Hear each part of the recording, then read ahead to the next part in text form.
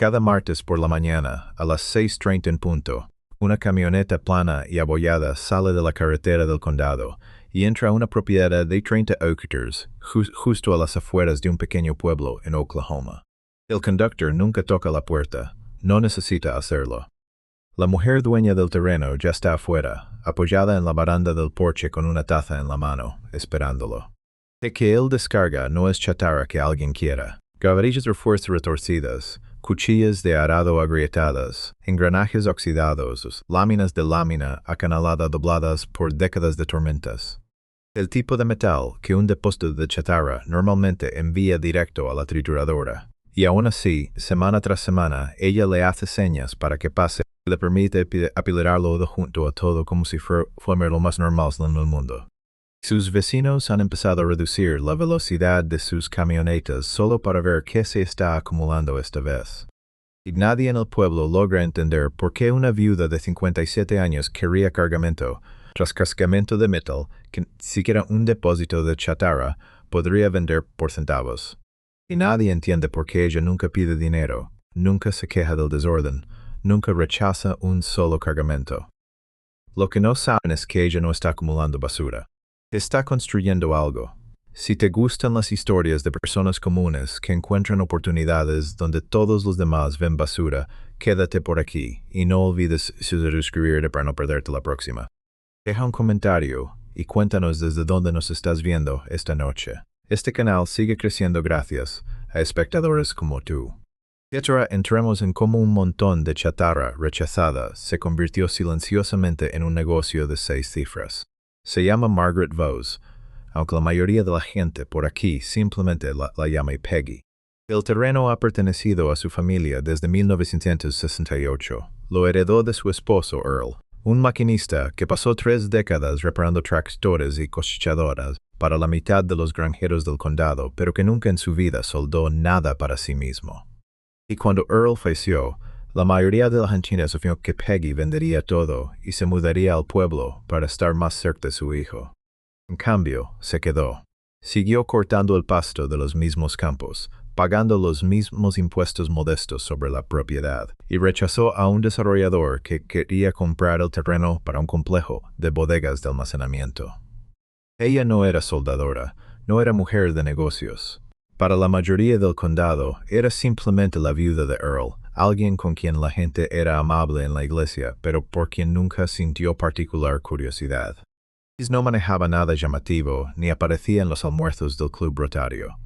Ese menosprecio resultó ser la primera pizca de suerte que ella no reconoció en su momento. Y nadie esperaba nada de ella, lo cual significaba que nadie prestando suficientes atención como para disuadirla de nada tampoco. El depósito de chatarra le pertenecía a un hombre llamado Dale Coiner, quien dirigía Coiner Metal Recycling a unas 3 millas por la carretera. Dale no conocía bien a Peggy, pero sabía que su propiedad colindaba con un viejo camino de acceso, lo bastante ancho y tranquilo como para almacenar excedentes. El depósito procesaba toneladas de chatarra cada mes, en su mayoría aplastada y vendida al por mayor a plantas de procesamiento que querían cargamentos limpios y uniformes, fáciles de pesar y fáciles de fundir. Pero de vez en cuando llegaba una pieza que no encajaba en ese molde. Hierro de formas extrañas con curvas sintéticas, herramientas viejas demasiado oxidadas para venderse como antigüedades, láminas de metal deformadas en pliegues extraños, casi escultóricos. Los compradores querían peso predecible y forma predecible. Una bisagra de portón retorcida o un disco de arado doblado se consideraba, en el mundo del reciclaje, una molestia. Ocupaba espacio, ralentizaba la trituradora y nadie pagaba extra por el carácter. La mayoría de los depósitos no tienen la paciencia ni el mercado para ese tipo de chatarra. Así que Daly le hizo una propuesta a Peggy. En lugar de pagar para llevar las piezas raras a la trituradora, Coiner Metal Recycling se las dejaría gratis en su camino de acceso y ella podría quedarse con lo que quisiera.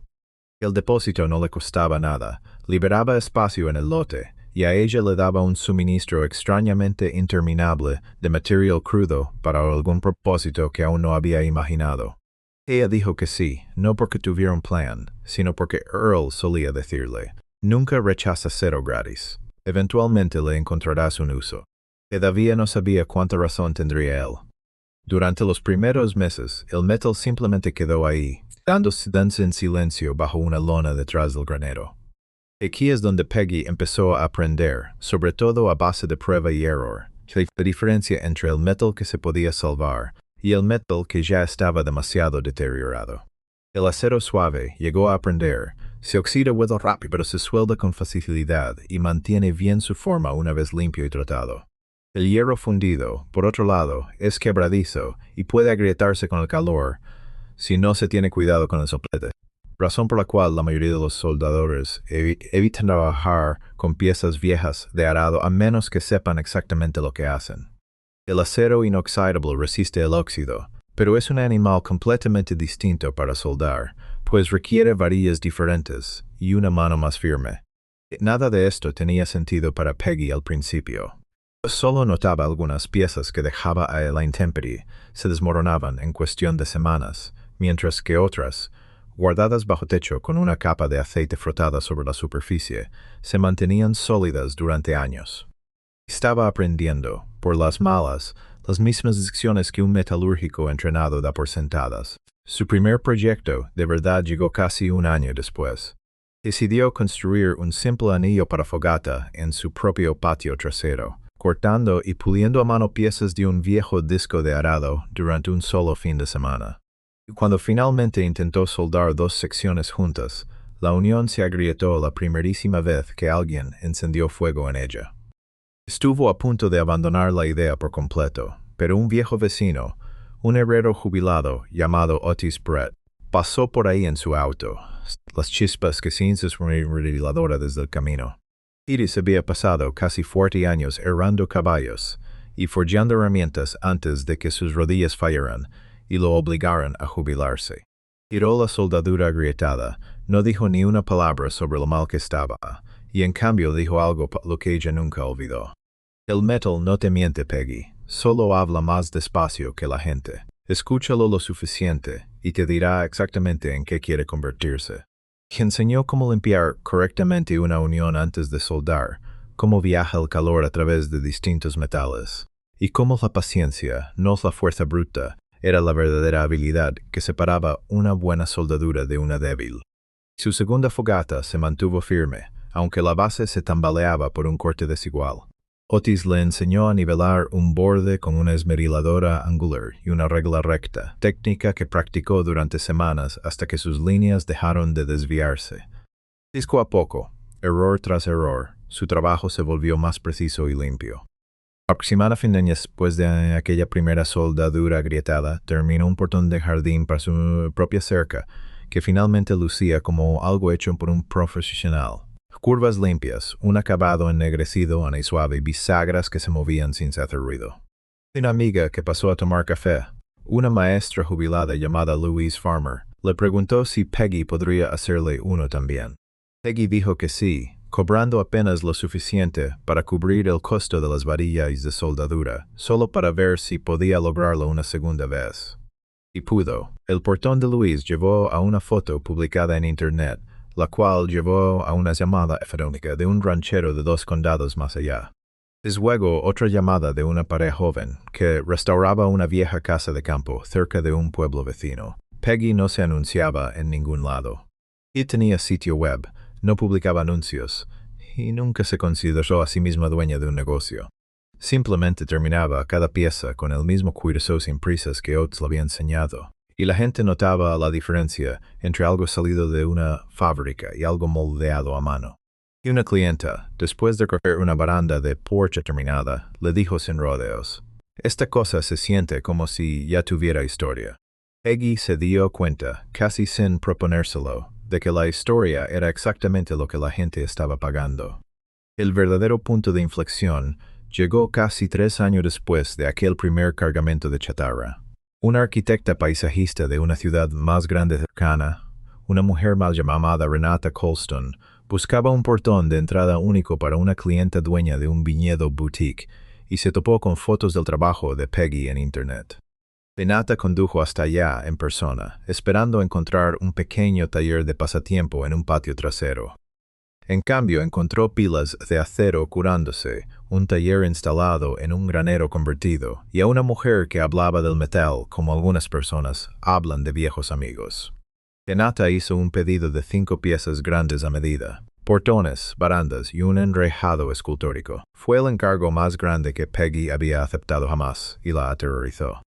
Y subestimó cuánto tiempo tomarían 5 piezas grandes trabajando sola, y se atrasó en el cronograma, perdiendo sueño y casi incumpliendo la fecha límite. Steve Otis, ya bien entrado en sus 80 años, quien le recordó algo simple. No tienes que hacerlo todo tú misma para hacerlo bien. Contrató a un soldador local, un hombre más joven, llamado Cole Bishop, a quien recientemente habían despedido de una planta de manufactura a 2 pueblos de distancia. Él aportó velocidad y manos extra. Peggy aportó criterio y el ojo para saber qué necesitaba cada pieza. Juntos terminaron el pedido de Renata justo a tiempo, y el trabajo del viñedo llevó a un segundo encargo de una pequeña cadena de posadas boutique que se expandía por la región, coordinado por un comprador llamado Frank Delgado, quien pidió específicamente a la viuda del hierro de Oklahoma. En un plazo de 4 años, desde aquella primera entrega, el taller de Peggy, todavía ubicado en el mismo camino de acceso, donde Goiner Metal Recycling alguna vez vertía su chatarra rechazada cada martes, se había convertido en un negocio que generaba bastante más de 6 cifras al año. Ella todavía obtiene su material del mismo depósito. Dale Coiner todavía la llama personalmente cada vez que llega una pieza rara y retorcida que nadie más quiere. Es martes por la mañana otra vez. La misma camioneta plana abollada baja por el camino de acceso, tal como lo ha hecho durante años. Peggy está de pie en su porche, taza en mano, observando al conductor apilado al oxidado y deforme junto a su granero. Y nada de la chatarra ha cambiado. Sigue siendo rechazada, sigue siendo fea, sigue siendo considerada basura por todos menos por ella. Lo que cambió fue Peggy. Su historia nunca fue realmente sobre el metal. Se trata de lo que ocurre cuando alguien se niega a descartar algo solo porque se ve oxidado, roto o incómodo. El valor rara vez se anuncia a sí mismo. Espera en silencio bajo una superficie que la mayoría de la gente nunca se molesta en mirar más allá. Como Peggy suele decirles a los visitantes que preguntan cómo empezó todo, le gusta repetir algo que su esposo solía decir mucho antes de que nada de esto comenzara. Las herramientas que se desechan suelen ser las que simplemente nadie se tomó el tiempo de entender. Ella no tropezó con una fortuna oculta, sentada en un montón de chatarra. La encontró en la paciencia, en las soldaduras fallidas, en el consejo silencioso de un viejo herrero, y en la disciplina de seguir apareciendo cada martes hasta que el mundo finalmente notó lo que ella había visto todo el tiempo. Si esta historia te mantuvo viendo hasta el final, ese es exactamente el tipo de historia normal al cual está construido este canal. Y suscríbete para que el próximo video te llegue directo. Dale like si disfrutaste el recorrido. Y deja un comentario contándonos qué partes se te quedó más grabada. Nos vemos en el próximo video.